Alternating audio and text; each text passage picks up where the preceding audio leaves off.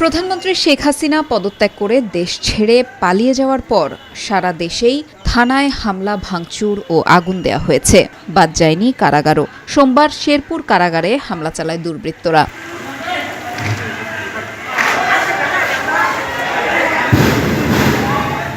কারা কর্তৃপক্ষ জানিয়েছে, বিকেল 4:30 থেকে 5টার মধ্যে কয়েক হাজার বিক্ষুব্ধ জনতা পৌরসভার দমদমা কালীগঞ্জ এলাকায় অবস্থিত জেলা কারাগারের সড়ক সংলগ্ন ফটক ভেঙে ভেতরে ঢোকেন।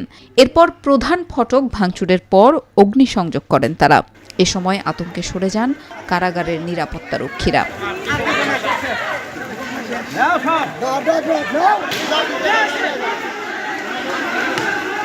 জেলা প্রশাসক জানিয়েছেন, কারাগারে থাকা 527 বন্দীর সবাই পালিয়ে গেছে। এ সময় কারাগারে থাকা অস্ত্র ও মূল্যবান সামগ্রী লুটের ঘটনাও ঘটে। সংবাদ পেয়ে ঘটনাস্থলে যায় সেনাবাহিনী।